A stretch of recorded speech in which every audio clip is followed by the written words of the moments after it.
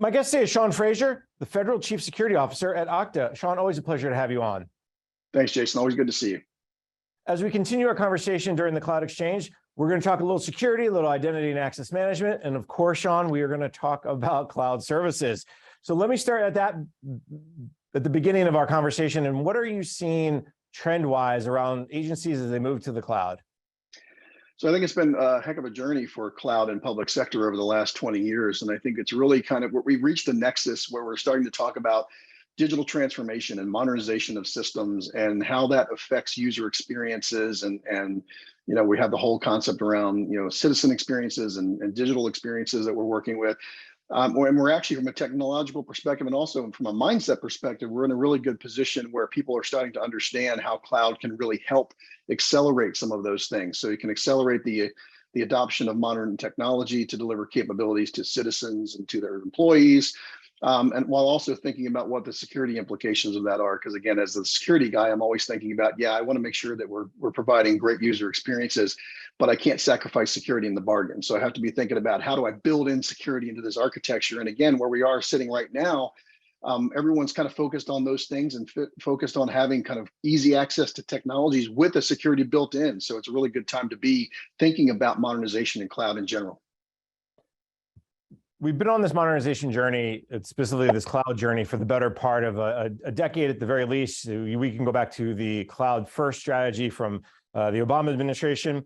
What do you think is different today? Is it we can talk all about the pandemic and the realization that a lot of folks had from the pandemic, but do you think it's better technology, is better understanding, or is it just typical evolution of technology? It just takes time for people to understand, to realize the benefits, and to get comfortable? I think it's all the above. It really is the perfect storm, because I think during the pandemic, we realized that we had to be able to offer all the same services we did in kind of the brick and mortar thought way that we did things before. And also the technology's kind of caught up to that. I always point to kind of what the way we live our personal lives and kind of the Apple ecosystem, which I belong to, and how I'm able to log into things and pay for things and access things pretty much from a computer that's in my pocket all the time. So I think the fact that the technology is caught up, I think the fact that us as kind of a lifestyle have caught up with access to technologies that we need to do as business, it's that perfect storm. Again, it's that nexus of all of those things kind of clashing at the same time to provide this capability. And one of the things you brought up that I think is really important is finding that right balance between security and usability. You can't make it so secure that it can't be used, and can't make it so user-friendly that it's unsecure. And then this, of course, will get us to the zero trust discussion, because it's a big piece of the cloud. What are you starting to see around that finding that right balance within the federal sector? Yeah, when I always talk about zero trust, I talk about it as being an inevitability. It's almost with the way we're kind of thinking about anywhere access to data, in which can exist anywhere, and the users being kind of anywhere coming in to access that data. It's almost inevitable that we would need some kind of the zero trust security model to support that. So I think it's super important. And again, the important thing is to think about kind of building it in and not adding the friction to the users. So there's really good examples of guidance that come out from CISA and from NSA and from some of the OMB guidance that came out that said, okay, from citizen services or user services, we need high level of user experience, but we also need to add the security in. So we talk about phishing resistant factors. We talk about things like WebAuthn, which is a coming open standard, which allows you to get kind of the best combination of good user experience plus good security. So we want to make sure we're adding friction to attackers, not to users. And part of that is looking at your IT modernization priorities and starting to say, hey, what can we reduce? What can we prioritize first? And I think what I'm hearing from a lot of agencies based on their push towards zero trust is we have to make identity better. We have to improve identity management. Obviously, that's music to your ears at Okta. What are some of the conversations you're having with the federal customers about how they're prioritizing, how they're making identity a key piece to that? Yeah, I mean, nothing really happens till someone tries to log in to access data. So we really are kind of the beginning. And there's the reason why, from a zero trust perspective, that identity is the first pillar, because it's kind of where everything starts. And it doesn't matter whether you're a Department of Defense, and us at Okta have launched Okta.mil to service the Department of Defense, or whether you're a civilian agency, you have to kind of do the same thing. And part of it is consolidation of identity systems, because one of the things we've done over the last 20 years is we've inherited a lot of identity systems. We have like 30 or 40 or 50 of these different things. And the first thing you need to do from a security perspective and a usability perspective is consolidate those things into a single stack which makes it easier for users. And again, it gives you a much better visibility into what you're protecting. I had a great conversation just the other day with Shane Barney, the CISO at USCIS, and he talked about the move to zero trust, and they're about 90% in the cloud. And one of the things he mentioned to me was, and we have a single sign-on, and one of the things he did was, hey, if you want to develop a new application, you need to come to me, and I'll approve your single and make sure you're single sign-on. Is that something that Shane said they did that several years ago? But is that something you're starting to see among agencies? Is that the federal CIO or CISOs are starting to really push all the new application workloads, the mission areas toward that single sign-on, the idea of we're going to have one or a federated model of identity, so it's not just these 30 or 40 different systems that don't talk and don't work together? Yeah, absolutely. I think Shane's always been a little ahead of the curve, and that's exactly where we're headed, because we need to make sure that we're providing kind of identity as a service. And it's one of the reasons why we believe this very fundamentally at Okta, that identity is a service that can be consumed by all these different application providers and can be done so very quickly. Because one of the other things we want to make sure we're not doing is we're not stopping innovation. So identity can't be something where we have to take too much time to think about it. We have to provide that secure piece right off the bat. The other important thing, again, is right back to security, is that when you're doing single sign-on, you're thinking about, now I've got kind of this one pane of glass of access. It also makes it a threat. So it becomes critical infrastructure in a way. So you need to make sure you're thinking about, you're picking the right provider or the right partner who's thinking about what the security of that stack is going to be. I'm glad you brought up this idea of single pane of glass and this idea that, we want to promote innovation. A lot of agencies may say, well, I have classified information, or I have very sensitive data.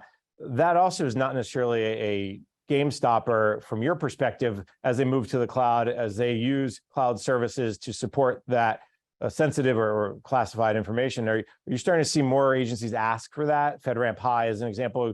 You mentioned Okta.mil as potentially IL5 or above.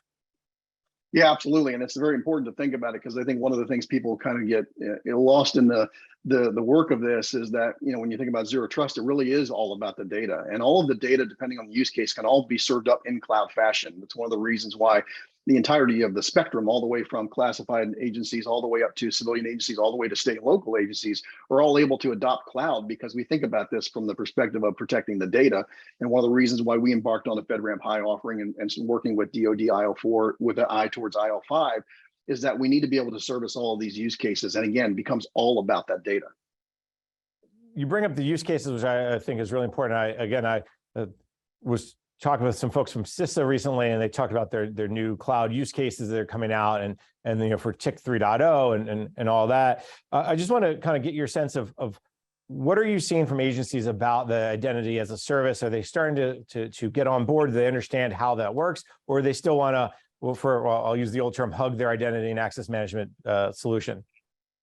I think we're seeing more folks thinking about identity as a service and thinking about providing this capability to enable and accelerate some of the modernization cloud adoption that they're doing. But there's a little bit of a spectrum here. There are some folks who still like to hug their servers, right? And they're kind of anti-cloud and thinking, well, my server's in a data center, if I can see it, therefore I'm more secure. And that's not exactly the case. So it runs the gamut. Although I will tell you, over the last 20 years of talking to agencies about cloud, we're a lot more towards the modernization side than we are towards the neophyte side. Sean, as agencies consolidate their identity solutions, as they move more applications and workloads to the cloud, what are some of those, I'll call it pitfalls or obstacles that they should be aware of, that they should either try to avoid, or how can they overcome them?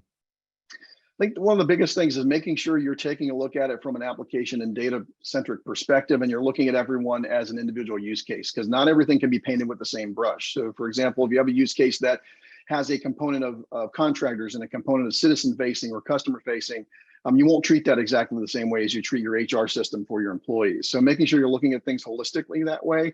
And again, when you're looking at it, you're building the security in from the beginning. So you're not kind of building something and then after the fact thinking, oh, how do I secure it? You're building something and saying, okay, this is going to be secure user access. This is going to be secure data access. From the beginning, it's going to encrypt all the things. From the beginning, it's going to provide good user experiences with a WebAuthn style of authentication. So thinking about that from the beginning is important. The other piece too is that, thinking about this as kind of an extra cost or an extra thing is hard. So think about ways you can kind of do this in the margins. Think about ways that you can leverage existing funding or existing technologies in your stack that you probably already have to enable that modernization. I appreciate you didn't say, and apply for the Technology Modernization Fund. So many times we hear people say that, and it's a great idea, except for when it just can take a long time and you need the identity now. Sean, what you're really driving towards is agencies need really an identity-driven security strategy. As in the last 30 seconds or so here, let's wrap up how that can play into this long-term view that agencies are taking for modernization in the cloud. Yeah, I think that, taking kind of and I call it a center of excellence approach, for lack of a better term that I can think of, where, the center of excellence provides all the building blocks to build modernization or modern application technology. So some of the building blocks might be identity. Some of the building blocks might be access. Some of the building blocks might be data protection. But if you take that center of excellence approach or that service provider approach, and a lot of agencies are starting to do this, then you get that economy of scale. So not everyone's reinventing the wheel. You don't have sub-agencies that have an entire IT stack managing multiple identity systems, managing multiple access systems, and you're really able to kind of streamline your environment. Sean, this has been a great conversation. I always appreciate talking to you. Unfortunately, we are out of time for this session of the Cloud Exchange. So let me thank my guest, Sean Frazier, is the Federal Chief Security Officer at Okta. Sean, thank you so much. Thanks, Jason. Always great to be with you. I'm Jason Miller. Now let me send you back to the studio for more from the Cloud Exchange.